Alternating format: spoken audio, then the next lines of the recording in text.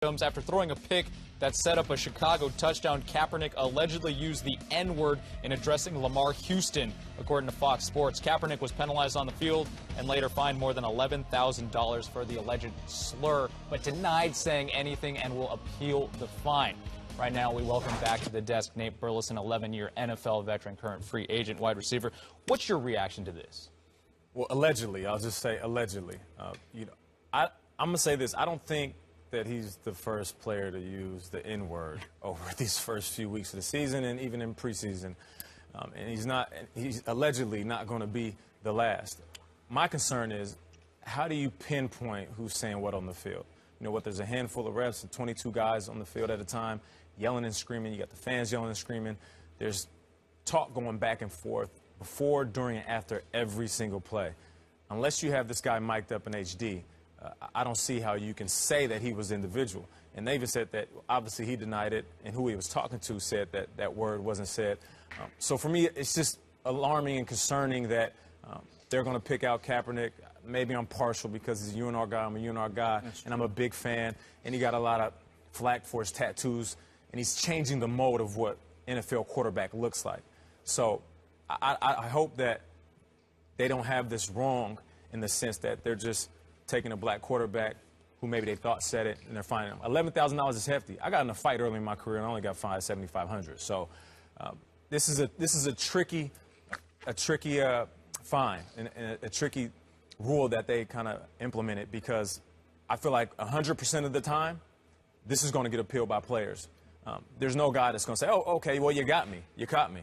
And you know, because there's so much going on in between those lines, and it's just hard. It's hard to get an individual for saying something like this. Stephen A.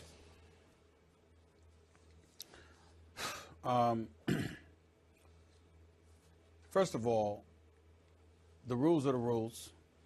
And if you break the rules, we understand that you have to be penalized for it. Colin Kaepernick denied saying it. Lamar Houston, the person he allegedly said it to, denied hearing it. He said that he heard no such thing from Colin Kaepernick. Both of them acknowledged they don't even know one another, and we get that. And the rule book and unsportsmanlike contact, using abusive, threatening, or insulting language or gestures to opponents, teammates, officials, or representatives of the league is prohibited, and we understand that. So that's on the record. We live in a day and age right now where the use of the N-word has taken on an entirely a new definition, new problem, and obviously it's something that the league felt that needed to be addressed. But in the interest of making sure that I'm not hypocritical in any way, Skip Bayless, better than anybody, knows my position on this. He has spoken to Mr. John Wooten, who we both have an incredible amount of respect for. But to be quite honest with you on this particular issue, I refuse to even talk to. And I stand by that position, and I will never deviate from it because of one reason and one reason only. I find it absolutely, utterly appalling, ironic, and dare I say hypocritical for anybody from the white community to actually be in a position to punish us for the use of the word. I can't even tell you how egregious I find that to be. I am not backing away from that statement. Skip will confirm that I have been consistent in my position on this matter. I will not change. I will take it to my deathbed. I will never deviate from this. I will never acquiesce to this. It's one thing for ESPN or anybody else to sit there and say over our airwaves, we don't want this. It's one thing for the NFL to say that on our field, in this testosterone-filled game where guys are going at it and saying Lord knows what to one another, we don't want this stuff spewed. I do understand that. And I respect the heck out of Mr. Wooten and what he's addressing as it pertains to that matter. But what you have to understand is that as a black man, to be in a situation where you could utter the word and it could be taken out of context and not even meant in the way that other people outside of our community might interpret it. But the people who actually made the word heinous, who actually made the word so incendiary, who used it to minimize and demoralize and basically disintegrate, at least mentally and emotionally, dare I say spiritually, a nation of black people For you to find yourself in a position where you literally get to penalize two black folks talking and they happen to use that word, I find, you know what? We're over FCC airwaves. I'm going to leave it at that. Everybody knows what I mean. That's some powerful stuff right there. That's powerful stuff. It was. Go ahead, Skip. You both made powerful, powerful points. And I appreciate both of your perspectives. Now, let me address the gentleman I've known for 35 years, John Wooten, Stephen A. mentioned. He is a friend of mine, and I have great respect for him. John Wooten is a 77-year-old black man who is now the chairman of the Fritz Pollard Alliance. I believe he was the driving force behind getting this legislation passed in the National Football League, because I've had many discussions with John about an N-word that he does not differentiate, and he is old school. So we're having, this is actually a culture clash within the black community here, old school, new school, because John does not differentiate between the use of the word ending in the hard ER and the N-word ending in A. And we've gone back and forth about this. I say, John, the kids, he said, I don't care, the kids. They have no idea what they're doing when they use that word ending in A, because they don't know the price that got paid trying to obliterate, to eradicate the use of the word ending in ER. Why would, in John's view, we perpetuate this? And Stephen A. and I have talked with Michael Eric Dyson on this show about this, on and on. But it comes down to the fact that John wants this penalized. And by golly, it's on the rule book now. This is a violation. This is a 15-yard unsportsmanlike conduct. But it is going to be tumultuous to start throwing flags on this because, as you point out, this wasn't the first use of this word this year or in preseason or in the first few regular season games. And I must admit, because it was reported, and I'm going to throw this out there, Stephen A., it was reported that a white referee threw the flag on Kaepernick as he trash-talked with Lamar Houston. That's why I said what I said. And it made me said. very uncomfortable. As a white man, it made me uncomfortable because I'm thinking, gee, is that right? Is that his call? Is that should?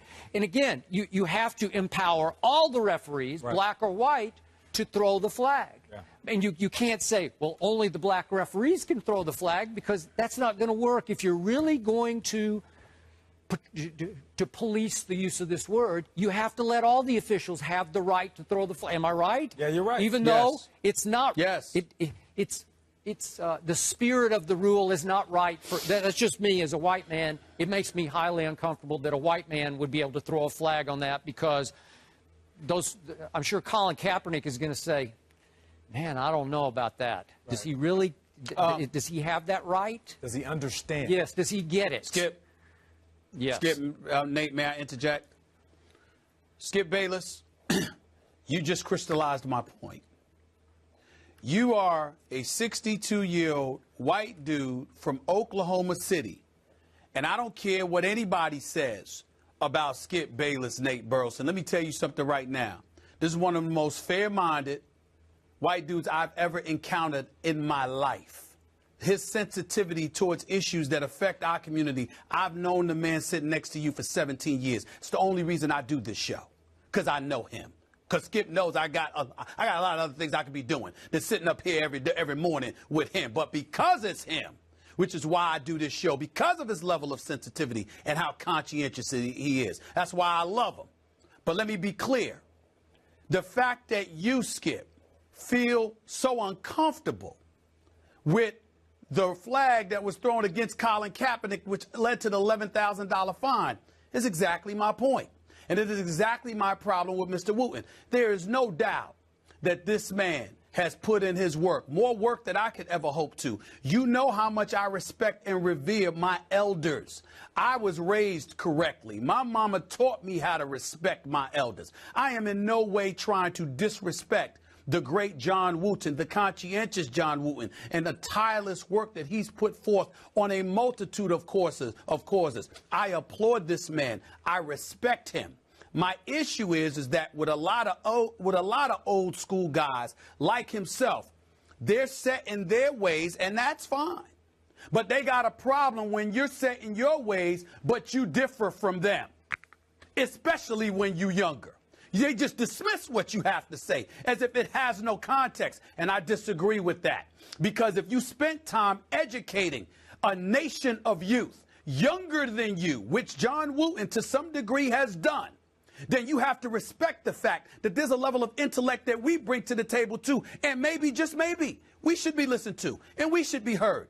And I'm saying that in this NFL culture, you got PDs, HGH, weed, and all of this other stuff going on in this league. You've got all of these problems.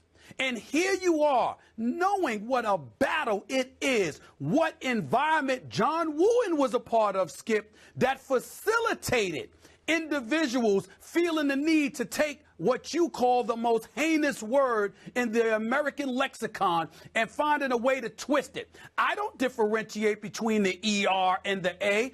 Most black folks might not either.